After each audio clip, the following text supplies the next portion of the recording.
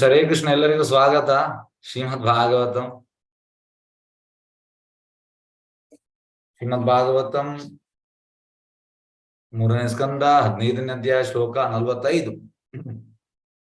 ಪುಂಸಾಂ ಗತಿಂ ಮೃಗಯತಾಂ ಇಹ ಯೋಗ ಮಾರ್ಗೆ ಧ್ಯಾನಾಸ್ಪದಂ ಬಹುಮತಂ ನಯನಾಭಿರಾಮಂ ಪೌಂಸ್ನಂ ವಪು ದರ್ಶಯಾನಾಂ ಅನನ್ಯ ಸಿದ್ಧೇರ್ ಔತಪತೀಕೈ ಸಮಗೃಣಾನ್ ಯುತಂ ಅಷ್ಟಭೋಗೈ.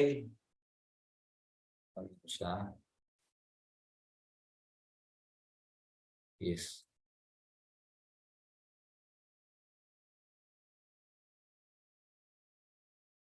ಅನುವಾದ. ಎಸ್, ಅನುವಾದ ಮತ್ತು ಭಾವಾರ್ಥ ಬೈ ಡಿವೈನ್ ಗ್ರೇಸ್ ಅಭಯ ಚರಣಾನಂದ ಭಕ್ತಿವೇದಾಂತ ಸ್ವಾಮಿ ಶೀಲ ಕಿ ಜೈ. ಯೋಗ ಮಾರ್ಗವನ್ನು ಅನುಸರಿಸುವವರು ಧ್ಯಾನ ಮಾಡತಕ್ಕ ಭಗವಂತನ ಸ್ವರೂಪವಿದು ಮತ್ತು ಇದು ಯೋಗಿಗಳಿಗೆ ಧ್ಯಾನದಲ್ಲಿ ಆನಂದಕರವಾಗಿದೆ. ಮಹಾಯೋಗಿಗಳಾದ ಯೋಗಿಗಳಿಂದ ರುಜುವಾತಾಗಿರುವಂತೆ ಇದು ಕಾಲ್ಪನಿಕವಲ್ಲ, ವಾಸ್ತವಿಕವಾದದ್ದು. ಭಗವಂತನು ಅಷ್ಟಭೋಗ ಭರಿತನಾಗಿರುವನು, ಆದರೆ ಇತರರಿಗೆ ಪರಿಪೂರ್ಣ ಸಮರ್ಪಕವಾಗಿ ಈ ಮಹತ್ ಕಾರ್ಯಗಳು ಸಾಧ್ಯವಾಗವು.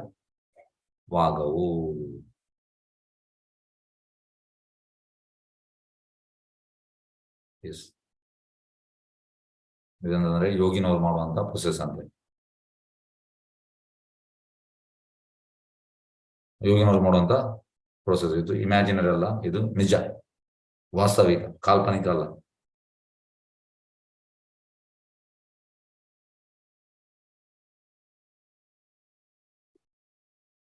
ಹಾಗಾಗಿ ಇದು ಯೋಗಿನವರಿಗೆ ಮಾತ್ರ, ಬಾಕಿಯವರಿಗೆ ಆಗುದಿಲ್ಲ. ಆ ರೀತಿ ಹೇಳ್ತಿದ್ದಾರೆ. ಈಗ ನಾವು ಭಾವಾರ್ಥ ನೋಡುವ. ಪ್ರಭುಪಾದ ತುಂಬಾ ಚಂದ ಮಾಡಿ ಹೇಳಿದ್ದಾರೆ, ಸೊಗಸಾಗಿ ಹೇಳಿದ್ದಾರೆ. ಯೋಗ ಪ್ರಕ್ರಿಯೆಯ ಯಶಸ್ಸನ್ನು ಇಲ್ಲಿ ಬಹಳ ಸೊಗಸಾಗಿ ವರ್ಣಿಸಲಾಗಿದೆ.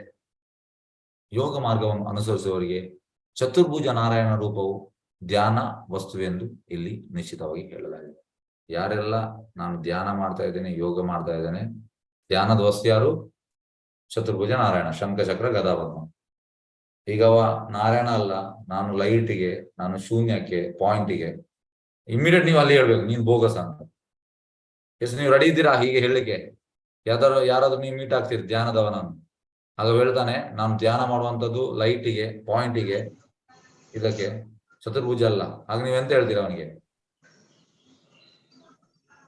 ಎಸ್, ನಾನು ನಾರಾಯಣನನ್ನೇ ಧ್ಯಾನ ಮಾಡೋದು ಅಂತ ಹೇಳ್ತೇವೆ.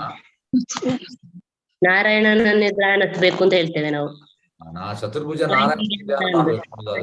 ನಾರಾಯಣನ್ನೇ ಧ್ಯಾನ ಮಾಡ್ಬೇಕು ಅಂತ ಮಾಡದಿದ್ರೆ ಬೋಗಸ್.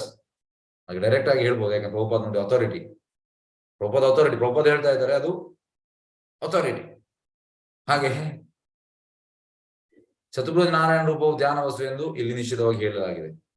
ಈ ನವಯುಗದಲ್ಲಿ, ನಮ್ದೀಗ ನವಯುಗ, ತಥಾಗತಿತ ಯೋಗಿಗಳು ಎಷ್ಟೋ ಮಂದಿ ಇದ್ದಾರೆ. ನವಯುಗದಲ್ಲಿ ಮಾಡರ್ನ್ ಏಜ್ ಅಲ್ಲಿ ಎಂತ ಪ್ರಭುಪಾದ ಹೇಳುವಂಥದ್ದು ತಥಾಕಥಿತ ಯೋಗಿ ಅಂದ್ರೆ ಸೋ ಕಾಲ್ಡ್ ಯೋಗೀಸ್. ಈ ವರ್ಡ್ ಸೋ ಕಾಲ್ಡ್ ಅನ್ನೋದು ತಥಾಕಥಿತ, ಇದು ಪ್ರಭುಪಾದ ಇನ್ವೆಂಟ್ ಮಾಡಿದ್ರು ಈ ವರ್ಡ್. ಇದಕ್ಕಿಂತ ಮುಂಚೆ ಯಾರು ಇಂಥ ವರ್ಡ್ ಅನ್ನು ಇನ್ವೆಂಟ್ ಮಾಡಲಿಲ್ಲ. So called devotee, so called Yogi, Prabhupada ಇಂಥ ವರ್ಡ್ ಅಲ್ಲಿ ತಂದದ್ದು. ಹಾಗೆ ನಮ್ಮ ಮಾಡರ್ನ್ ಏಜ್ ಅಲ್ಲಿ ನವಯುಗದಲ್ಲಿ ತಥಾಕಥಿತ ಯೋಗಿಗಳು ತುಂಬಾ ಇದ್ದಾರೆ. ಸೋ ಕಾಲ್ಡ್ ಯೋಗಿಗಳು ಗಡ್ಡ ಎಲ್ಲ ಬಿಟ್ಟು ತುಂಬಾ ಮಂದಿ ನೋಡ್ಬೋದು, ತುಂಬಾ ಮಂದಿ ಇದ್ದಾರೆ ಟಿವಿಯಲ್ಲಿ ಬರುವವರು, ಬೇರೆ ಬೇರೆ. ಒಬ್ಬ ಆಲ್ ಆರ್ ಚೀಟರ್ಸ್. ಪ್ರಭುಪಾದ ಹೇಳುವಂಥದ್ದು cheaters are better to be cheated. ಯಾರೆಲ್ಲ ಅವರ ಹತ್ರ ಹೋಗ್ತಾರೆ ಅವ ಚೀಟಿಂಗ್ ಆಗ್ಲಿಕ್ಕೆ ಪರ್ಫೆಕ್ಟ್ ಅಂತೆ, ಮೋಸ ಆಗ್ಲಿಕ್ಕೆ. Cheaters are better to be cheated. ಯಾರು ಚೀಟ್ ಮಾಡುವುದು? ಯಾರು? ಈ ಗಡ್ಡದವರೆಲ್ಲ ಯೋಗಿಗಳು. ಅವರು ನಿಜವಾದ ಯೋಗಿ ಅಲ್ಲ, ಅವರು ಸೋ ಕಾಲ್ಡ್ ಯೋಗಿ, ತಥಾಕಥಿತ ಯೋಗಿ. ಅವರು ಚತುರ್ಭುಜ ನಾರಾಯಣನ ಧ್ಯಾನ ವಸ್ತುವನ್ನಾಗಿ ಮಾಡುವುದಿಲ್ಲ. ಧ್ಯಾನ ಯಾರನ್ನು ಮಾಡಬೇಕು? ಧ್ಯಾನ ವಸ್ತು ಚತುರ್ಭುಜ ನಾರಾಯಣ. ಅವರಲ್ಲಿ ಕೆಲವರು ಯಾವುದೋ ನಿರಾಕಾರವನ್ನು ಅಥವಾ ಶೂನ್ಯವನ್ನು ಲಕ್ಷ್ಯ ಬಿಟ್ಟು ಧ್ಯಾನಿಸಲು ಪ್ರಯತ್ನಿಸುವರು. ಒಬ್ಬ ಫ್ಯಾಕ್ಟ್ ಹೇಳ್ತಾ ಇದ್ದಾರೆ ನೋಡಿ. ನಾವು ಈ ಕ್ಲಾಸ್ ಅನ್ನು ಕೇಳಿದ ಮೇಲೆ ಕೂಡ ನಮ್ಗೆ ಕೃಷ್ಣ ಬಗ್ಗೆ ಅರ್ಥ ಆಗ್ಲಿಲ್ಲ ಅಂದ್ರೆ ನಾವು ಕುರಿಗಳು. ನಾವು ಕತ್ತೆ, ನಾವು ಒಂಟೆ. ಯಾಕಂದ್ರೆ ಎಷ್ಟು ಚಂದ ಮಾಡಿ ಹೇಳಿದ್ದಾರೆ. ಮತ್ತೆ ಕೂಡ ನಮ್ಗೆ ಅದರಲ್ಲಿ ಆ ಧ್ಯಾನದಲ್ಲಿ ಆಕರ್ಷಣೆ ಆಗೋದಾದ್ರೆ ಎಂತ, ಎಷ್ಟೋ ಮಂದಿಗೆ ಎಷ್ಟು ಕ್ಲಾಸ್ ಕೇಳಿದ್ರು ಕೂಡ ಮತ್ತೆ ಕೂಡ ಅವರು ಈ 11ನೇತೆ ಆಗುವಾಗ ನನಗೆ ವಿಶ್ವರೂಪ ದರ್ಶನ ನೋಡ್ಬೇಕು ಈ ರೀತಿ ಹೇಳ್ತಾರೆ. ಎಂತೆಂತ ಹೇಳಿದ್ರು ಕೂಡ ಮತ್ತೆ ಕೂಡ ಅದಕ್ಕೆ ಹೋಗುವಂತದ್ದು. ನಮ್ಗೆ ಗೊತ್ತಾಗ್ಬೇಕು, ಇದು ಆಕ್ಚುಲಿ ವಿಶ್ವರೂಪ ದರ್ಶನ ಅದು ಸ್ಪಿರಿಚುವಲ್ ಅಲ್ಲ, it is A material realm. ಆದ್ರೆ ಈ ನಿರಾಕಾರವಾದಿಗಳಿಗೆ ವಿಶ್ವರೂಪ ದರ್ಶನ ಅಂದ್ರೆ ಪಂಚಪ್ರಾಣ. ಅದು ಭಕ್ತನಿಗೆ ಕೃಷ್ಣನ 2 ಹ್ಯಾಂಡೆಡ್ ಫಾರ್ಮ್ ಪಂಚಪ್ರಾಣ. ಹಾಗೆ ನಿರಾಕಾರವಾದಿಗಳು ಅಂತ ಹೇಳುವಂಥದ್ದು, ಅವರು ನಿರಾಕಾರವನ್ನು ಅಥವಾ ಶೂನ್ಯವನ್ನು ಲಕ್ಷ್ಯ ಇಡುವುದು. ಅವ್ರು ಹೇಳುವಂಥದ್ದು ಹೀಗೆ ಕೂತ್ಕೊಳ್ಬೇಕು, ಅಥವಾ ಒಂದು ಪಾಯಿಂಟ್ ಅನ್ನು ನೋಡ್ಬೇಕು, ಪಾಯಿಂಟ್ ಅನ್ನೇ ಮೆಡಿಟೇಟ್ ಮಾಡ್ಬೇಕು, ಮತ್ತೆ ಜೀರೋವನ್ನು ಮೆಡಿಟೇಟ್ ಮಾಡ್ಬೇಕು, ಈ ರೀತಿ ಎಲ್ಲ ಹೇಳ್ತಾರೆ. ನೀವು ಹೋಗಿಬೇಕಿದೆ ಧ್ಯಾನ. ನಾನು ಕೃಷ್ಣ ಭಜನೆ ಬರೋ ಮುಂಚೆ 1-2 ಕ್ಲಾಸಿಗೆ ಹೋಗಿದ್ದೇನೆ. ಕೃಷ್ಣ ಭಜನೆ ಬರೋ ಮುಂಚೆ ಈ ರೀತಿ ಹೇಳುವಂಥದ್ದು. ಆದ್ರೆ ನಿಶ್ಚಿತ ಪದ್ಧತಿಯನ್ನು ಅನುಸರಿಸುವ ಮಹಾಯೋಗಿಗಳು ಅದನ್ನು ಮಾನ್ಯ ಮಾಡೋದು. ನೋಡಿ, ನಿಜವಾದ ಯೋಗಿ ಇದನ್ನು ಮಾನ್ಯ ಮಾಡುವುದಿಲ್ಲ. ನಿಜವಾದ ಯೋಗ ಮಾರ್ಗ ವಿಧಾನವಿದು, ಇಂದ್ರಿಯಗಳನ್ನು ಹತೋಟಿಯಲ್ಲಿ. ನೋಡಿ, ಯೋಗ ಮಾಡುವುದು ಯಾಕೆ? ಇಂದ್ರಿಯಗಳನ್ನು ಕಂಟ್ರೋಲ್ ಇರಲಿಕ್ಕೆ, ಏಕಾಂತವಾದ ಮತ್ತು ಪವಿತ್ರವಾದ ಸ್ಥಳದಲ್ಲಿ ಕುಳಿತುಕೊಳ್ಳುವುದು. ಅವ್ರು ಏಕಾಂತದ ಸ್ಥಳಕ್ಕೆ ಹೋಗ್ಲಿಕ್ಕೆ ಆಗುದು. ಯಾಕೆ? ಕಲಿಯುಗದಲ್ಲಿ ಏಕಾಂತ ಸ್ಥಳ ಇಲ್ಲ, ಸತ್ಯಯುಗದಲ್ಲಿ ಇತ್ತು. ಏಕಾಂತ ಸ್ಥಳ ಅಂದ್ರೆ ಕಾಡಿಗೆ ಹೋಗ್ಬೇಕು, ಎಲ್ಲವನ್ನು ಬಿಟ್ಟು. ಇಲ್ಲ, ಎಲ್ಲವನ್ನು ಬಿಟ್ಟು ಹೋಗ್ಲಿಕ್ಕೆ ಅವ್ರಿಗೆ ಮನಸ್ಸೇ ಇಲ್ಲ, ತುಂಬಾ ಅಟ್ಯಾಚ್ ಆಗಿದ್ದಾರೆ. ಹೇಳ್ತಾರೆ, ನಾವು ಇದನ್ನು ಮಾಡ್ಬೋದು ಮತ್ತೆ ಅದನ್ನು ಕೂಡ ಮಾಡ್ಬೋದು, ಇದನ್ನು ಕೂಡ ಮಾಡ್ಬೋದು ಅದನ್ನು ಕೂಡ ಮಾಡ್ಬೋದು. ಎಲ್ಲಿ ಹೇಳಿದ್ದಾರೆ? ಭಗವಂತ ಅಂತ ಹೇಳಿದ್ದಾನೆ. ಭಗವಂತ ಎರಡನ್ನು ಮಾಡ್ಲಿಕ್ಕೆ ಹೇಳಿಲ್ಲ. ಪ್ರಭುಪಾದ ಹೇಳುವಂಥದ್ದು, sense gratification and Krishna consciousness will not go ಇಲ್ ಟುಗೆದರ್. ಸೆನ್ಸ್ ಗ್ರಾಟಿಫಿಕೇಶನ್ ಅಂದ್ರೆ ಇಂದ್ರಿಯ ಸುಖ, ಕೃಷ್ಣ ಪ್ರಜ್ಞೆ ಅಂದ್ರೆ ಕೃಷ್ಣ ಪ್ರಜ್ಞೆ ಒಟ್ಟೊಟ್ಟಿಗೆ ಹೋಗುದಿಲ್ಲ ಅಂತ. ನೀವೀಗ ಒಂದು ಕಟ್ಟಿಗೆಯನ್ನು ಒತ್ತಿಸ್ತೀರಿ, ಮತ್ತೆ ಅದನ್ನ ನೀರು ಹಾಕಿದ್ರೆ ಕಟ್ಟಿಗೆ ಒತ್ತುದಿಲ್ಲ. ಆದ್ರೆ ಈ ಮೆಡಿಟೇಷನ್ ಅವರು ಹೇಳ್ತಾರೆ, daily you have to do 2 hours meditation wherever you are, then you can do your work. Meditation ಅಂದ್ರೆ ಮನೆಯಲ್ಲಿ ಮಾಡ್ಲಿಕ್ಕೆ ಅಲ್ಲ, ಕಾಡಿಗೆ ಹೋಗಿ ಮಾಡ್ಲಿಕ್ಕೆ, ಎಲ್ಲವನ್ನು ಬಿಟ್ಟು ಹೋಗಿ ಮಾಡ್ಲಿಕ್ಕೆ, ಅಲ್ಲೇ ಇರ್ಲಿಕ್ಕೆ. ಮಾಡಿ, ಹಾಗೆ ಮಾಡಿ. ಇಲ್ಲ ಮತ್ತೆಂತ ಮೆಡಿಟೇಷನ್? ಇದು ಬೋಗಸ್ ಮೆಡಿಟೇಷನ್. ಹಾಗಾಗಿ ಏಕಾಂತವಾದ ಸ್ಥಳ ಇಲ್ಲ, ಪವಿತ್ರವಾದ ಸ್ಥಳ ಕೂಡ ಇಲ್ಲ ಕಲಿಯುಗದಲ್ಲಿ ಕುಳಿತುಕೊಳ್ಳುವುದು. ನೋಡಿ, ಮತ್ತು ಈ ವರ್ಣಿತವಾದರೆ ಈ 4 ಮುನಿಗಳು ಅವನ ಕಾಣಿಸಿಕೊಂಡಂತೆ ಚತುರ್ಭುಜನಾದ ನಾರಾಯಣನು ಧ್ಯಾನಿಸುವುದು. ಯಾರನ್ನು ಧ್ಯಾನಿಸುವುದು? ಚತುರ್ಭುಜ ನಾರಾಯಣ, ಶಂಖಚಕ್ರ ಗದಾ ಪದ್ಮ ಹಿಡಿದ ನಾರಾಯಣ, ಅವನನ್ನು ಧ್ಯಾನಿಸುವುದು. ಇದು ಧ್ಯಾನ ಅಂದ್ರೆ. ನಮ್ಗೆ ಇಷ್ಟ ಬಂದಾಗೆ ಅಲ್ಲ, ಜನರೆಲ್ಲರೂ ಅವರವರಿಗೆ ಇಷ್ಟ ಬಂದಾಗೆ, ನಾನು ಹೀಗೆ ಧ್ಯಾನ ಮಾಡ್ತೇನೆ, ನೀನು ಹಾಗೆ ಮಾಡು. ಅಯ್ಯೋ, ಎಂತ ಹೇಳುವಂತ ಎಂತ ಅವಸ್ಥೆ. ಅವರವರಿಗೆ ಇಷ್ಟ ಬಂದಾಗೆ, ನಮ್ಗೆ ಇಷ್ಟ ಬಂದಾಗೆ ಮಾಡ್ಲಿಕ್ಕಿಲ್ಲ ಸರ್. ಭಗವಂತ ಎಂತ ಹೇಳಿದಾನೆ, ನಿಮ್ಗೆ ಅಷ್ಟು ಕೂಡ ಆಸಕ್ತಿ ಇದ್ರೆ ಧ್ಯಾನ ಮಾಡಿ. ಭಗವಂತ ಭಗವದ್ಗೀತೆಯಲ್ಲಿ 6ನೇ ಅಧ್ಯಾಯದಲ್ಲಿ ಎಂತ ಹೇಳಿದಾನೆ ಆ ರೀತಿ ಮಾಡಿ. ಅಷ್ಟಾಂಗ ಯೋಗ. ಭಗವಂತ ಹೇಳಿದಾಗೆ ಫಾಲೋ ಮಾಡಿ. ಮಾತ್ರ ಮನೆ ಬಿಟ್ಟು ಕಾಡಿಗೆ ಹೋಗಿ, ಮನೆ ಬಿಟ್ಟು ಕಾಡಿಗೆ ಹೋಗಿ. ಭಗವಂತ ಹೇಳಿದಾನೆ ಫಾಲೋ ಮಾಡ್ಬೇಕಿದ್ರೆ ಮನೆ ಬಿಟ್ಟು ಕಾಡಿಗೆ ಹೋಗ್ಬೇಕು. ಇದು ಆಗುದಿಲ್ಲ, ಆಗುದಿಲ್ಲ. ಆದ್ರೂ ಕೂಡ ಜನರು ಹೇಳ್ತಾವೆ, ಇಲ್ಲ ನಾನು ಹಾಗೆ ಮಾಡ್ತೇನೆ, ನಾನು ಹಾಗೆ ಮಾಡ್ತೇನೆ. ಎಂತ ಮಾಡುವಂಥದ್ದು? ಏನ್ ಮಾಡ್ಲಿಕ್ಕೆ ಆಗುದಿಲ್ಲ. ಆ ಒಂದು ಕರ್ಮ, ಅಪ್ಪನ ಕರ್ಮ ಗುಂಜಾಯ ಸಮನ ಕಹೋ ಲೋಚನ ದಾಸ. ಎಸ್, ಈ 4 ಮುನಿಗಳು ಅವನು ಓಕೆ ಧ್ಯಾನಿಸುದು. ಈ ನಾರಾಯಣ ಸ್ವರೂಪವು ಕೃಷ್ಣನ ವಿಸ್ತರಣೆ. ನಾರಾಯಣ ಅಂದ್ರೆ ಕೃಷ್ಣನ ಎಕ್ಸ್ಪಾನ್ಷನ್. ಕೃಷ್ಣನಿಂದ ಬಲರಾಮ, ಬಲರಾಮನಿಂದ ಸಂಕರ್ಷಣ, ಸಂಕರ್ಷಣದಿಂದ ನಾರಾಯಣ. ಹಾಗಾಗಿ ಕೃಷ್ಣನ ಎಕ್ಸ್ಪಾನ್ಷನ್ ಅವ ನಾರಾಯಣ. ಅದು ಈಗ ಹರಡುತ್ತಿರುವ ಕೃಷ್ಣ ಪ್ರಜ್ಞೆಯ ಆಂದೋಲನವು ನಿಜವಾದ. ನೋಡಿ, ಈಗ ನಾವು ಎಂತ ಮಾಡ್ತಾ ಇದ್ದೇವೆ ಅದು ನಿಜವಾದದ್ದು. ಯೋಗಾಭ್ಯಾಸದ ಅತ್ಯುನ್ನತ ವಿಧಾನ ಇದು ನಾವು ಮಾಡುವಂಥದ್ದು. ಹಾಗೆ ಇದನ್ನು ಮಾಡಿ, ಅದನ್ನು ಧ್ಯಾನ ಮಾಡ್ಲಿಕ್ಕೆ ಹೋಗ್ಬೇಡಿ. ಗೊತ್ತಿದ್ದು ಎಂತಂದ್ರೆ ಅಲ್ಲಿ ಹೋಗ್ಬೇಡಿ, ಅಲ್ಲಿ ಹೋಗ್ಬೇಡಿ ಅಂತಂದ್ರೆ ಎಂತದ್ದು ಕಟ್ಟಿ ಇಡ್ತಾರೆ. ಅಲ್ಲಿ ಹೋದ್ರೆ ಅಲ್ಲಿ ಗುಂಡಿ ಉಂಟು. ಇಲ್ಲ, ನಾನು ನೋಡ್ತೇನೆ. ಹೋಗಿ ನೋಡಿ ಅಲ್ಲಿ ಗುಂಡಿಗೆ ಬೀಳುವಂತ ನಾವು ಮತ್ತೆ ಕೂಡ. ತುಂಬಾ ಕಷ್ಟ. ತುಂಬಾ ಕಷ್ಟ ಅಂದ್ರೆ ಒಬ್ಬನನ್ನು, ಒಂದು ಆತ್ಮವನ್ನು, ಒಂದು ಸೋಲನ್ನು ಈ ಕೃಷ್ಣ ಪ್ರಜ್ಞೆ ತರಲಿಕ್ಕೆ ತುಂಬಾ ಕಷ್ಟ. ಜನರಿಗೆ ಎಂತಂದ್ರೆ ಮತ್ತೆ ಕೂಡ ಅದರಲ್ಲೇ ಅಟ್ರಾಕ್ಷನ್. ಅದಕ್ಕೆ ಪ್ರಭುಪಾದ ಇಷ್ಟು ಕೊಟ್ಟಿದ್ದಾರೆ.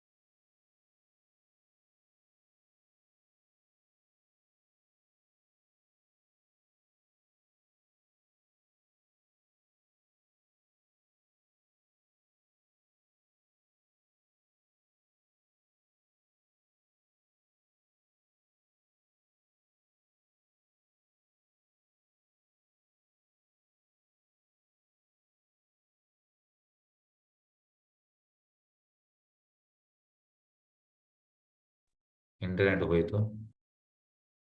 ಓಕೆ,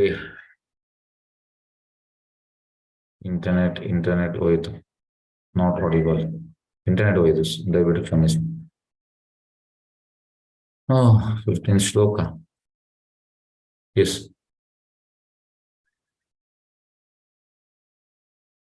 ಹಾಗೆ ಎಲ್ಲಿ ಉಂಟಪ್ಪ? ಓಕೆ, ಮಾರ್ಗದಲ್ಲಿ ಅತ್ಯುನ್ನತ ವಿಧಾನ ಅಂದ್ರೆ ಎಸ್, ಅತ್ಯುನ್ನತವಾದ. ಓಕೆ, ಸಾಧ್ಯವಾಗದು. ಆದ್ರೆ ಇಲ್ಲಿ ಈ 4 ಗುಣಗಳು ಕಾಣಿಸಿಕೊಂಡು ಭಗವಂತನು ಆ 8 ಬಗೆಯ ಯೋಗ ಸಿದ್ಧಿಗಳಿಂದ ಪೂರ್ಣನಾದವನೆಂದು ವರ್ಣಿಸಲಾಗಿದೆ. 8 ಬಗೆಯ ಸಿದ್ಧಿ ಪೂರ್ಣನಾದವ. ಯೋಗ ಮಾರ್ಗದಲ್ಲಿ ಅತ್ಯುನ್ನತ ವಿಧಾನವೆಂದರೆ ಪ್ರತಿದಿನ 24 ಗಂಟೆಗಳ ಕಾಲವು ಮನಸ್ಸನ್ನು ಕೃಷ್ಣನಲ್ಲಿ ಏಕಾಗ್ರತೆಗೊಳಿಸುವುದಾಗಿದೆ. ಇದರ ಅರ್ಥ ಎಂತ? 24 ಗಂಟೆ ಮನಸ್ಸನ್ನು ಕೃಷ್ಣನಲ್ಲಿ, ಅಂದ್ರೆ ಭಗವಂತನ ಸೇವೆಯಲ್ಲಿ ಇರುವಂತದ್ದು 24 ಗಂಟೆ. This is highest. ಯೋಗದಲ್ಲಿ ಹೈಯೆಸ್ಟ್ ಇದು. ಇದನ್ನು ಕೃಷ್ಣ ಪ್ರಜ್ಞೆ ಎಂದು ಕರೆಯಲಾಗಿದೆ. ಹಾಗಾಗಿ ನಾವು ನಮ್ಮ 24 ಗಂಟೆಯನ್ನು ಕೂಡ ಭಗವಂತನ ಸೇವೆಯಲ್ಲಿ ಇಡುವಂತದ್ದು ಹೈಯೆಸ್ಟ್. ಮನಸ್ಸನ್ನು ಕೃಷ್ಣನಲ್ಲಿ ಇಡುವುದಂದ್ರೆ ಭಗವಂತನ ಸೇವೆ ಮಾಡುವಂಥದ್ದು. This is highest. ಶ್ರೀಮದ್ ಭಾಗವತದಲ್ಲಿ ಮತ್ತು ಭಗವದ್ಗೀತೆಯಲ್ಲಿ ವರ್ಣಿತವಾದ ಅಥವಾ ಪತಂಜಲಿ ಯೋಗ ವಿಧಾನದಲ್ಲಿ ಸಮರ್ಥಿಸಿರುವ ಯೋಗ ವಿಧಾನವು ಪಾಶ್ಚಾತ್ಯ ದೇಶಗಳಲ್ಲಿ ಸಾಮಾನ್ಯವಾಗಿ ತಿಳಿಯಲಾಗಿರುವ ಇಂದು ಅಭ್ಯಾಸಗೊಳ್ಳುತ್ತಿರುವ ಹಠಯೋಗಕ್ಕಿಂತ ಭಿನ್ನವಾದವು. ನಿಜವಾದ ಯೋಗಾಭ್ಯಾಸ ಎಂದರೆ ಇಂದ್ರಿಯಗಳನ್ನು ವಶದಲ್ಲಿಡುವುದು. ಯೋಗ ಅಂದ್ರೆ ಇಂದ್ರಿಯಗಳನ್ನು ಕಂಟ್ರೋಲ್ ಇಡುವಂಥದ್ದು. ಅಂತ ವಶದಲ್ಲಿಡುವಿಕೆಯ ನೆಲೆಗೊಂಡ ಮೇಲೆ ಮನಸ್ಸನ್ನು ದೇವೋತ್ತಮ ಪರಮಪುರುಷನಾದ ಕೃಷ್ಣ ನಾರಾಯಣ ರೂಪದಲ್ಲಿ ಕೇಂದ್ರೀಕರಿಸುವುದು ಆಗಿರುವುದು. ಫಸ್ಟಿಗೆ ಇಂದ್ರಿಯಗಳನ್ನು ಹತೋಟಿಯಲ್ಲಿದ್ದ ಮೇಲೆ ಮನಸ್ಸನ್ನು ನಾರಾಯಣ ರೂಪದಲ್ಲಿ ಇಡುವಂಥದ್ದು. ಭಗವಾನ್ ಕೃಷ್ಣನು ಮೂಲ ದೇವೋತ್ತಮ ಪುರುಷನಾಗಿರುತ್ತಾನೆ ಮತ್ತು ಶಂಖ ಚಕ್ರ ಗದಾ ಪದ್ಮಗಳಿಂದ ಅಲಂಕೃತವಾದ 4 ಕೈಗಳುಳ್ಳ ಇತರ ವಿಷ್ಣು ರೂಪರು ಕೃಷ್ಣನ ಸಮಗ್ರಾಂಶದ ವಿಸ್ತರಣೆ ರೂಪವೇ. ಕೃಷ್ಣ ಮೇನ್ ಏತೇಚಾಂ ಸಕಲಾಂಶ ಕೃಷ್ಣ ತು ಭಗವಾನ್ ಸ್ವಯಂ. ಆ ಒಂದು ಎಕ್ಸ್ಪಾನ್ಷನ್ ಯಾರು? ನಾರಾಯಣ. ಶಂಖಚಕ್ರ ಗದಾ ಪದ್ಮ. ಒಬ್ಬನು ಭಗವತ್ ಸ್ವರೂಪದ ಮೇಲೆ ಧ್ಯಾನ ಮಾಡಬೇಕು. ಭಗವದ್ಗೀತೆಯಲ್ಲಿ ಸಮರ್ಥಿಸಲಾಗಿದೆ. ಮನಸ್ಸಿನ ಏಕಾಗ್ರತೆಯನ್ನು ಅಭ್ಯಾಸ ಮಾಡೋದಕ್ಕೆ ಒಬ್ಬನು ತನ್ನ ತಲೆ ಬೆನ್ನು ನೇರ ಗೆರೆಯಾಗಿರುವಂತೆ ಕುಳಿತರು. ನೋಡಿ, ಈ 6ನೇ ಅಧ್ಯಾಯದಲ್ಲಿ ಅಂತ ಹೇಳುವಂಥದ್ದು ಆಸನ ಅಂದ್ರೆ ಸ್ಟ್ರೀಟ್ ಆಗಿ ಕೂತ್ಕೊಳ್ಬೇಕು. ಸ್ಟೇರ್ ಆದ್ರೆ ಟಿಪ್ ಆಫ್ ದಿ ನೋಸ್, ಮತ್ತೆ ಕುಶಾಗ್ರಾಸ ಆಗ್ಬೇಕು. ಸೀಟ್ ಜಾಸ್ತಿ ಎತ್ತರ ಆಗಬಾರ್ದು, ತಗ್ಗಾಗಬಾರ್ದು. ಇದು ನಮಗೆ ಖುಷಿ ಬಂದಾಗೆ ಅಲ್ಲ ಕೂತ್ಕೊಳ್ಳುವಂಥದ್ದು. ಅದು ಕೂಡ ಕಾಡಲ್ಲಿ ಹೋಗಿ ಕೂತ್ಕೊಳ್ಬೇಕು, ಕುಳಿತಿರಬೇಕು. ಏಕಾಂತ ಸ್ಥಳದಲ್ಲಿ ನೋಡಿ, ಪರಿಶುದ್ಧವಾದ ವಾತಾವರಣದಲ್ಲಿರಬೇಕು. ಏಕಾಂತ ಸ್ಥಳ ಅಂದ್ರೆ ಕಾಡು, ಪರಿಶುದ್ಧ ಕೂಡ ಕಾಡು. ಕಲಿಯುಗದಲ್ಲಿ ಕಾಡಿಲ್ಲ, ಏಕಾಂತ ಸ್ಥಳ ಇಲ್ಲ. ಯೋಗಿಯು ಬ್ರಹ್ಮಚರ್ಯದ ವಿಧಿವಿಧಾನಗಳನ್ನು ಆಚರಿಸಬೇಕು. ಬ್ರಹ್ಮಚರ್ಯ ಅಂದ್ರೆ ಕಂಪ್ಲೀಟ್ ಕಂಟ್ರೋಲ್, ಸೆಕ್ಸ್ ಕಂಟ್ರೋಲ್, ಇದನ್ನು ಮಾಡಬೇಕು. ಆತ್ಮನಿಗ್ರಹದ ಬ್ರಹ್ಮಚರ್ಯ ಜೀವನವನ್ನು ಕಠಿಣವಾಗಿ ನಡೆಸಬೇಕು.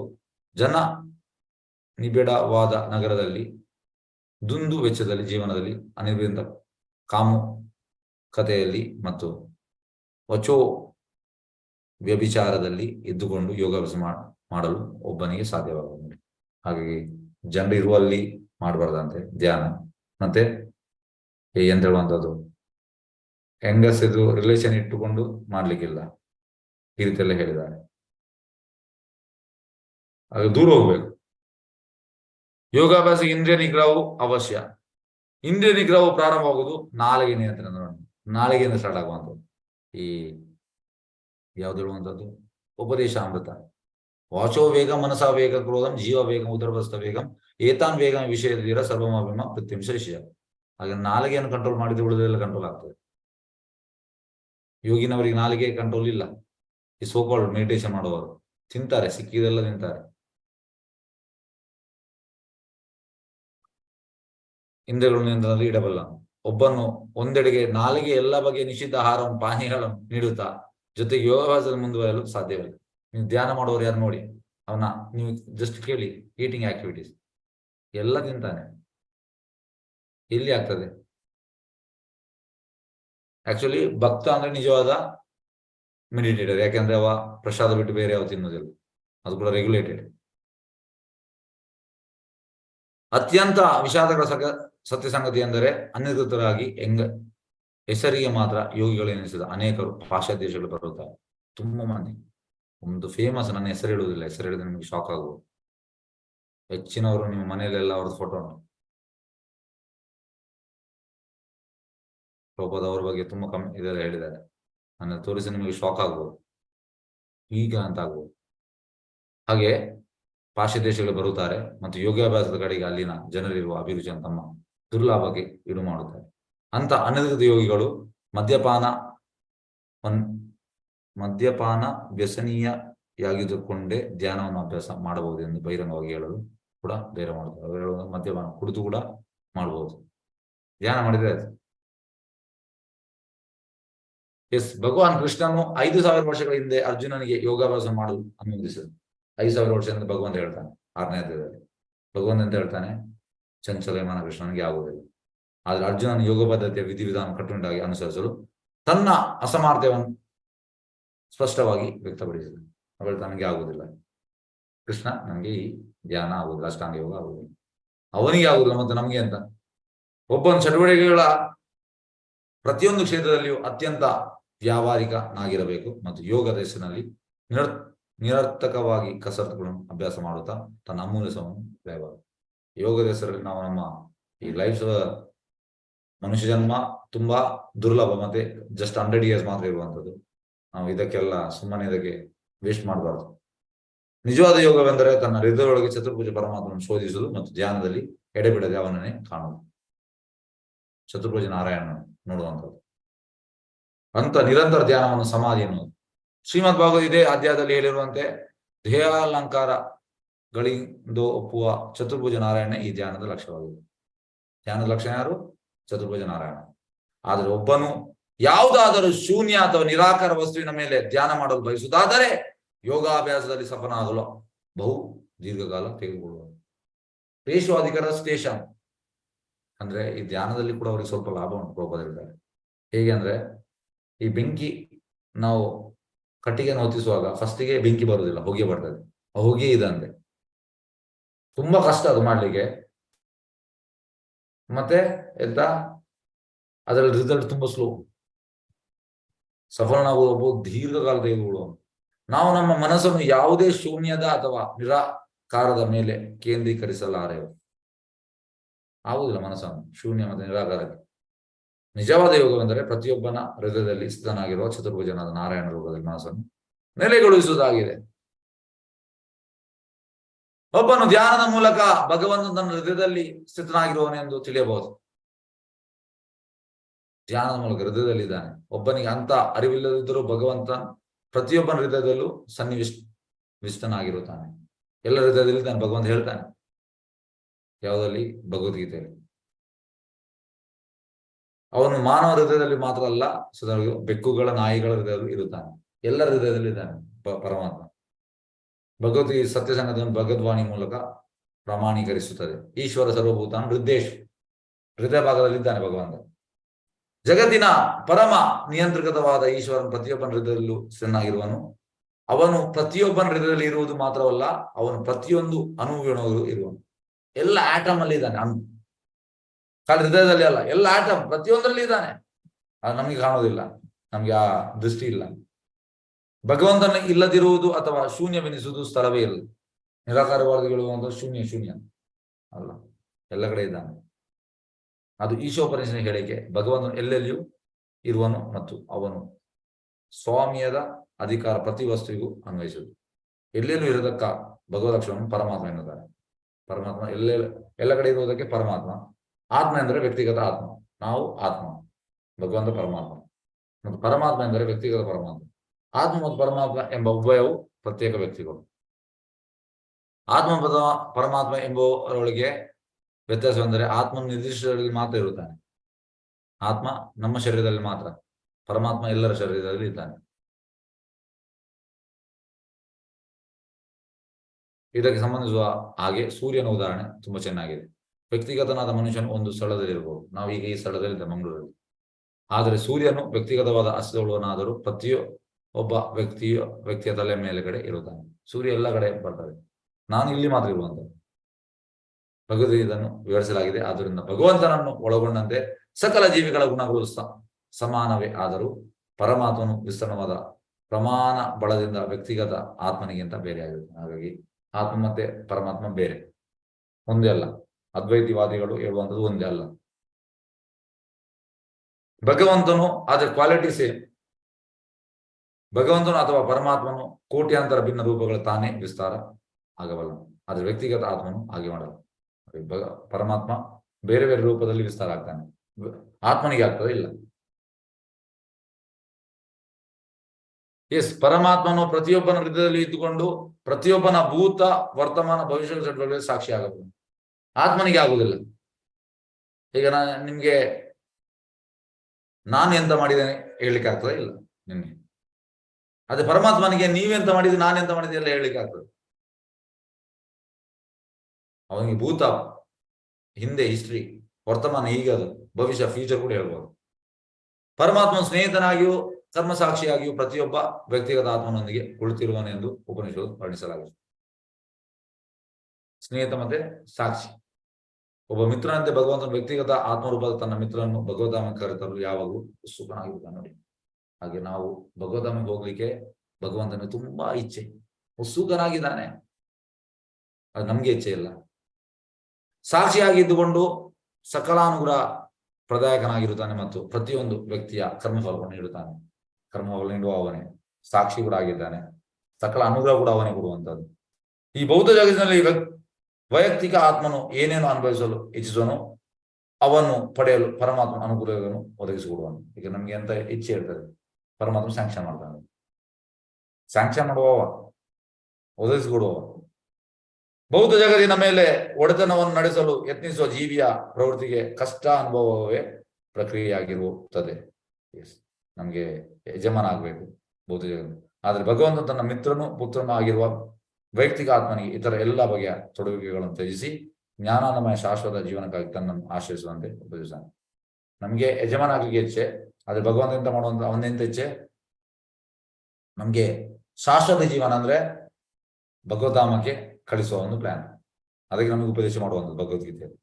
ಇದು ಅತ್ಯಂತ ಅಧಿಕೃತ ಯೋಗದ ಎಲ್ಲ ವೈವಿಧ್ಯ ವಿವರವುಳ್ಳದು ಆದ ಪುಸ್ತಕವಾಗಿರುವ ಭಗವದ್ಗೀತೆಯಲ್ಲಿ ಯೋಗ ಪರಿಪೂರ್ಣದಲ್ಲಿ ಕೊನೆಯ ಉಪದೇಶವಾಗಿರುತ್ತದೆ. ಅದು ಭಗವದ್ಗೀತೆಯಲ್ಲಿ ಉಂಟು. ಕೃಷ್ಣ ಪ್ರಜ್ಞೆಯಲ್ಲಿ ಯಾವಾಗಲೂ ತಲ್ಲೀನಾಗಿ ಇರತಕ್ಕವನು ಯೋಗಿಗಳಲ್ಲಿ ಅತಿ ಶ್ರೇಷ್ಠನೆಂದು ಭಗವದ್ಗೀತೆ ಹೇಳಿದೆ. ನೋಡಿ, ಯೋಗಿನಾಮಿ ಸರ್ವೇಶಾಂ ಮದ್ಗತೆ ಅಂತರಾತ್ಮನ. ಯಾರು ಸದಾ ನನ್ನ ಕೃಷ್ಣ ಪ್ರಜ್ಞೆಯಲ್ಲಿ ತಲ್ಲಿನ ಅವ ಶ್ರೇಷ್ಠ ಯೋಗಿ. ಕೃಷ್ಣ ಪ್ರಜ್ಞೆ ಎಂದರೇನು? ವ್ಯಕ್ತಿಗತ ಆತ್ಮನು ತನ್ನ ಪ್ರಜ್ಞೆಯಿಂದ ತನ್ನ ಶರೀರದಲ್ಲೆಲ್ಲ ಉಪಸ್ಥಿತನಾಗಿರುವ ಹಾಗೆ ಪರಮಾತ್ಮ ಪರಮ ಪ್ರಜ್ಞೆಯಿಂದ ಸಮಗ್ರ ಸೃಷ್ಟಿ ಎಲ್ಲ ಉಪಾಸನೆಯಾಗುತ್ತಾನೆ. ಹೇಗೆ ನಾವು ನಮ್ಮ ಪ್ರಜ್ಞೆಯಿಂದ ಶರೀರದಲ್ಲಿದ್ದೇವೆ, ಹಾಗೆ ಭಗವಂತ ಸಮಗ್ರ ಸೃಷ್ಟಿಯಲ್ಲಿ ಇದ್ದಾನೆ. ಇದೇ ಕೃಷ್ಣ ಪ್ರಜ್ಞೆ. Everything is moving under the will of Krishna. ಈ ಪರಮ ಪ್ರಜ್ಞಾ ಶಕ್ತಿಯು ಪರಿಮಿತ ಪ್ರಜ್ಞೆಯುಳ್ಳ ಜೀವಾತ್ಮನಿಂದ ಅನುಕರಿಸಲ್ಪಡುವುದು. ನಾವು ಅನುಕರಣೆ ಮಾಡ್ತೇವೆ. ಪರಿಮಿತವಾದ ನನ್ನ ದೇಹದೊಳಗೆ ಏನಾಗುತ್ತದೆ ಎಂಬುದನ್ನು ನಾನು ತಿಳಿಯಬಲ್ಲೆನು, ಆದ್ರೆ ಇನ್ನೊಬ್ಬನ ಶರೀರದಲ್ಲಿ ಏನಾಗುತ್ತದೆ ಎಂಬುದನ್ನು ನಾನು ತಿಳಿಯಲಾರೆ. ನನ್ನ ದೇಹದಲ್ಲಿ ಎಂತ ಆಗ್ತದೆ ನನಗೆ ಗೊತ್ತಾಗ್ತದೆ, ಆದ್ರೆ ಇನ್ನೊಬ್ಬನ ದೇಹದಲ್ಲಿ ಗೊತ್ತಾಗುವುದಿಲ್ಲ. ನನ್ನ ಪ್ರಜ್ಞೆಯ ಮೂಲಕ ನಾನು ನನ್ನ ದೇಹದ ಎಲ್ಲ ಕಡೆ ಇರುತ್ತೇನೆ, ಆದರೆ ನನ್ನ ಪ್ರಜ್ಞೆಯು ಇನ್ನೊಬ್ಬರ ಶರೀರದಲ್ಲಿ ಇರುವುದಿಲ್ಲ. ನನ್ನ ಪ್ರಜ್ಞೆ ನನ್ನ ಶರೀರದಲ್ಲಿ ಮಾತ್ರ, ಇನ್ನೊಬ್ಬನ ಶರೀರದಲ್ಲಿ ಇರುವುದಿಲ್ಲ. ಆದರೆ ಪರಮಾತ್ಮನು ಎಲ್ಲ ಕಡೆಯಲ್ಲೂ ಪ್ರತಿಯೊಬ್ಬನಲ್ಲಿಯೂ ಇರುವುದರಿಂದ ಅವನು ಪ್ರತಿಯೊಬ್ಬನ ಅಸ್ತಿತ್ವದ ಪ್ರಜ್ಞೆಯುಳ್ಳವನು ಆಗಿರುತ್ತಾನೆ. ಅದು ಪರಮಾತ್ಮ ಎಲ್ಲರ ಹೃದಯದೊಳಗಿದ್ದಾನೆ. ನಾವು ನಮ್ಮ ಒಳಗೆ ಮಾತ್ರ ನಮ್ಮ ಇರುವಂತದ್ದು. ಆತ್ಮ ಮತ್ತು ಪರಮಾತ್ಮ ಒಂದೇ ಎಂಬ ಸಿದ್ಧಾಂತವು ಸ್ವೀಕಾರಾರ್ಹವಲ್ಲ ನೋಡಿ. ಯಾರು ಮಾಯಾವಾದಿಗಳು ಹೇಳುವಂತ ಒಂದೇ ಅಲ್ಲ, ಏಕೆಂದ್ರೆ ಅದು ಅಧಿಕೃತ ವೇದ ಸಾಹಿತ್ಯದಿಂದ ದೃಢಪಟ್ಟಿಲ್ಲ. ವ್ಯಕ್ತಿಗತ ಆತ್ಮನ ಪ್ರಜ್ಞೆಯು ಪರಮ ಪ್ರಜ್ಞೆಯಲ್ಲಿ ಸಾಹಿತ್ಯದಿಂದ ದೃಢಪಟ್ಟಿಲ್ಲ. ವ್ಯಕ್ತಿಗತ ಆತ್ಮನ ಪ್ರಜ್ಞೆಯು ಪರಮ ಪ್ರಜ್ಞೆಯಲ್ಲಿ ಕಾರ್ಯ ಮಾಡಲಾರದು. ನೋಡಿ, ನಮ್ಮ ಆತ್ಮ ಪರಮ ಪ್ರಜ್ಞೆ ಅಂದ್ರೆ ಭಗವಂತನ ಅಲ್ಲಿ ಕಾರ್ಯ ಮಾಡ್ಲಿಕ್ಕೆ ಆಗುದು. ವ್ಯಕ್ತಿಗತ ಪ್ರಜ್ಞೆಯನ್ನು ಪರಮ ಪ್ರಜ್ಞೆಯೊಂದಿಗೆ ಜೋಡಿಸುವುದರಿಂದ ಈ ಪರಮ ಪ್ರಜ್ಞೆಯನ್ನು ಹೊಂದಲು ಸಾಧ್ಯವಿದೆ. ಹಾಗೆ ನಾವು ಜೋಡಿಸ್ಬೇಕು, ತೋಡಣೆ ಜೋಡಣೆ ಭಗವಂತನೊಟ್ಟಿಗೆ ನಾವು ಭಗವಂತನ ಸೇವೆಯಲ್ಲಿ ತೊಡಗಬೇಕು. ಹಾಗಾಗ್ತದೆ, ನಾವು ಸುಪ್ರೀಂ ಕಾನ್ಶಿಯಸ್ನೆಸ್ ನಮಗೆ ಬರ್ತದೆ. ಈ ಜೋಡಣೆ ವಿಧಾನವನ್ನು ಶರಣಾಗತಿ ಅಥವಾ ಕೃಷ್ಣ ಪ್ರಜ್ಞೆ ಎಂದು ಕರೆಯಲಾಗಿದೆ. ಇದಕ್ಕೆ ಒಂದು ಕೃಷ್ಣ ಪ್ರಜ್ಞೆ.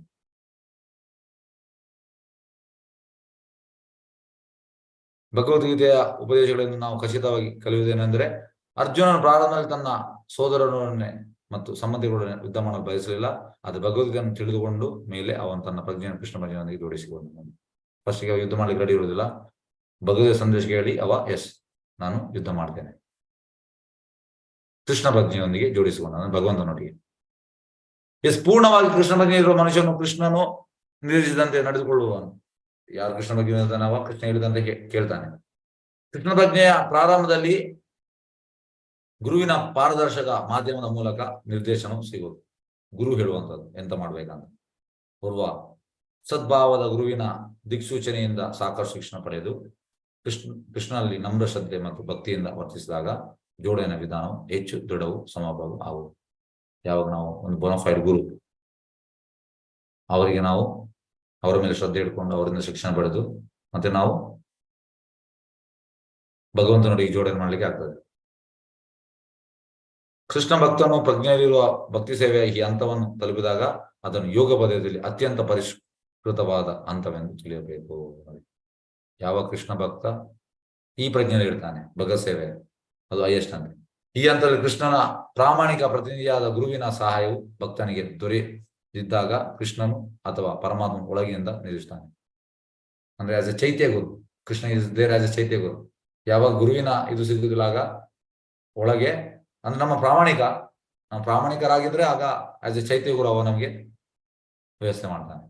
ತೇಷಾಂ ಸತತಯುಕ್ತಾನ ಅಲ್ಲ, ತೇಷಾಂ ಏವಾನ್ ಕಂಬಾರ್ದಂ ಅಹಂ ಜಂ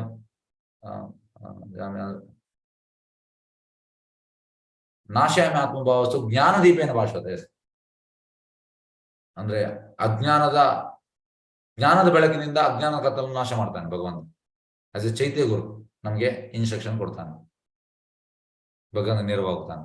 ಏಕೆಂದ್ರೆ ಭಗವಂತನ ಪ್ರತಿಯೊಬ್ಬನ ಹೃದಯದಲ್ಲೂ ಸಿದ್ಧನಾಗಿರುತ್ತಾನೆ. ಭಗವಂತನ ಪ್ರತಿಯೊಬ್ಬನ ಹೃದಯದೊಳಗೆ ಸಿದ್ಧನಾಗಿರುವನೆಂದು ತಿಳಿದರೆ ಸಾಲದು. ಖಾಲಿ ಇದನ್ನು ತಿಳಿದು ಸಾಲದು, ನಾವು ಪ್ರಾಕ್ಟಿಕಲ್ ಆಗಿ ಮಾಡ್ಬೇಕು, ಸೇವೆ ಮಾಡಬೇಕು ಭಗವಂತನಿಗೆ. ಒಬ್ಬನ ತನ್ನ ಒಳಗೂ ಹೊರಗೂ ಭಗವಂತನೊಡನೆ ಪರಿಚಿತನಾಗಿರ್ಬೇಕು ಮತ್ತು ಕೃಷ್ಣ ಪ್ರಜ್ಞೆಯಲ್ಲಿ ಪರಿವರ್ತಿಸಲು ಒಳಗಿನಿಂದಲೂ ಹೊರಗಿನಿಂದಲೂ ನಿರ್ದೇಶನ ಪಡೆಯಬೇಕು. ಹಾಗಾಗಿ ನಾವು ಭಗವಂತನ ಸೇವೆಯಲ್ಲಿ ತೊಡಗಬೇಕು, ಖಾಲಿ ತಿಳಿದ್ರೆ ಸಾಕಾಗಬೇಕು. ಇದು ಮಾನವ ಜೀವನ ವಿಧಾನದ ಅತ್ಯುನ್ನತ ಸಿದ್ಧಿಯ ಹಂತವಾಗಿದೆ ಮತ್ತು ಎಲ್ಲ ಯೋಗಗಳ ಚತುರ್ಧಿಯ ಸಿದ್ಧಿಯಾಗಿದೆ. ಓರ್ವ ಪರಿಪೂರ್ಣ ಯೋಗಿಗೆ 8 ಬಗೆಯ ಸಿದ್ಧಿಗಳಿವೆ. ಎಂತೆಲ್ಲ? ಒಬ್ಬನು ಗಾಳಿಗಿಂತ ಹಗುರ ಆಗುವುದು, ಅಣುಗಿಂತ ಸೂಕ್ಷ್ಮವಾಗುವುದು, ಪರ್ವತಕ್ಕಿಂತ ದೊಡ್ಡನಾಗುವುದು, ಬಯಸುವುದನ್ನೆಲ್ಲ ಪಡೆಯುವುದು, ಭಗವಂತನಾಗಿ ನಿಯಂತ್ರಣ ಮಾಡಬಹುದು. ಇದೆಲ್ಲ ಅಷ್ಟಸಿದ್ಧಿ. ಆದರೆ ಒಬ್ಬನು ಭಗವಂತನಿಂದ ನಿರ್ದೇಶನ ಪಡೆಯತಕ್ಕ ಪರಿಪೂರ್ಣತೆಯ ಹಂತಕ್ಕೆ ಏರಿದಾಗ ಅದು ಮೇಲೆ ಹೇಳಲಾದ ಭೌತಿಕ ಸಿದ್ಧಿಗಳ ಯಾವುದೇ ಹಂತಕ್ಕಿಂತಲೂ ಮೇಲಾಗಿರ್ತದೆ. ನೋಡಿ, ಈಗ ಎಂತ ಹೇಳುವಂಥದ್ದು, ಯೋಗಿ ಇದು ಅಷ್ಟ ಸಿದ್ಧಿ. ಆದ್ರೆ ಭಕ್ತ ಭಗವಂತನ ಸೇವೆ ಮಾಡಿ ಮಾಡಿ ಎಂತ ಆಗ್ತದೆ, ಭಗವಂತನಿಂದ ಅವನಿಗೆ ನಿರ್ದೇಶನ ಸಿಗ್ತದೆ. ಅದು ಪರಿಪೂರ್ಣ ಹಂತ ಅಂದ್ರೆ ಭಗವಂತ ನಿರ್ದೇಶನ ಕೊಡುವಂಥದ್ದು. ನೋಡಿ, ಅದು ಮೇಲೆ ಹೇಳಲಾದ ಭೌತಿಕ ಸಿದ್ಧಿಗಳ ಯಾವುದೇ ಹಂತಕ್ಕಿಂತಲೂ ಮೇಲಾಗಿರ್ತದೆ. ಸಾಮಾನ್ಯವಾಗಿ ಅಭ್ಯಾಸ ಮಾಡಲಾಗುವ ಶ್ವಾಸೋಚ್ಛ್ವಾಸದ ವ್ಯಾಯಾಮವು ಯೋಗ ಪದ್ಧತಿಯಲ್ಲಿ ಕೇವಲ ಪ್ರಾರಂಭದ ರೂಪವಾಗಿದೆ. ಅಂದ್ರೆ ಅವರು ಪ್ರಾಣಾಯಾಮ ಎಲ್ಲ ಮಾಡ್ತಾರೆ, ಇದು ಸ್ಟಾರ್ಟಿಂಗ್. ಪರಮಾತ್ಮ ಧ್ಯಾನವು ಇನ್ನೊಂದು ಮುಂದಿನ ಹೆಜ್ಜೆ ಆಗಿದೆ. ಆದರೆ ಪರಮಾತ್ಮನೊಡನೆ ನೇರವಾದ ಸಂಪರ್ಕ ಪಡೆಯುವುದು ಮತ್ತು ಅವನಿಂದ ನಿರ್ದೇಶನ ಪಡೆಯುವುದು ಅತ್ಯುನ್ನತ ಪರಿಪೂರ್ಣತೆ ಹಂತವಾಗಿದೆ. ಪರಮಾತ್ಮನ ಸಂಪರ್ಕ ಪಡೆಯುವುದು ಭಗವಂತನ, ಮತ್ತೆ ಅವನಿಂದ ನಿರ್ದೇಶನ ಪಡೆಯುವಂಥದ್ದು, ಇದು ಹೈಯೆಸ್ಟ್, ಅತ್ಯುನ್ನತ. ಧ್ಯಾನದ ಅಭ್ಯಾಸದ ಅಂಶವಾಗಿರುವ ಶಾಶ್ವತ ವ್ಯಾಯಾಮಗಳು 5,000 ವರ್ಷಗಳ ಹಿಂದೆ ಕೂಡ ಬಹಳ ಕಷ್ಟವಾಗಿತ್ತು. ಅರ್ಜುನ ಹೇಳ್ತಾನೆ, ನನಗೆ ಆಗುದಿಲ್ಲ ಇದು ಅಷ್ಟಾಂಗ. ಅದೆಲ್ಲವಾಗಿದ್ದರೆ ಈ ಪದ್ಧತಿಯನ್ನು ನೀನು ಅನುಸರಿಸು ಎಂದು ಕೃಷ್ಣ ಸೂಚಿಸಿದಾಗ ಅರ್ಜುನನು ನಿರಾಕರಿಸುವುದಿಲ್ಲ. ಈ ಕಲಿಯುಗವನ್ನು ಪತಿತ ಯುಗವನ್ನು ಕರೆಯಲಾಗಿದೆ. ಈ ಯುಗದಲ್ಲಿ ಜನರು ಸಾಮಾನ್ಯವಾಗಿ ಅಲ್ಪಾಯುಷಿಗಳು. ಪ್ರಾಯಣ ಅಲ್ಪಾಯುಷ ಸಭ್ಯ ಕಲವಸ್ಮಿನ್ ಯುಗೇ ಜನ ಮಂದ ಸುಮಂದ ಮತಯೋ ಮಂದಭಾಗ್ಯ ಉಪದ್ರತ. ತುಂಬಾ ಮಂದಗಾಮಿಗಳು, ಅವರು ಹೆಚ್ಚಿನ ಮಟ್ಟಿಗೂ ಹತಭಾಗ್ಯರು. ಆದ್ರಿಂದ ಕಲಿಯುಗಕ್ಕಿದ್ದ ಆಗುದಿಲ್ಲ ಮೆಡಿಟೇಷನ್. ಆದ್ರಿಂದ ಯಾವನಾದರೂ ಒಬ್ಬನು ಆತ್ಮಸಾಕ್ಷಾತ್ ಒಂದಿಷ್ಟು ಆಸಕ್ತಿ ಉಳ್ಳವನಾದರೆ ಅನೇಕ ಮೋಸಗಾರ ತಪ್ಪುದಾರಿಗೆ ಸೆಳೆಯಲ್ಪಡುವವನು. ತುಂಬಾ ಇದ್ದಾರೆ ಮೋಸ ಮಾಡುವವರು.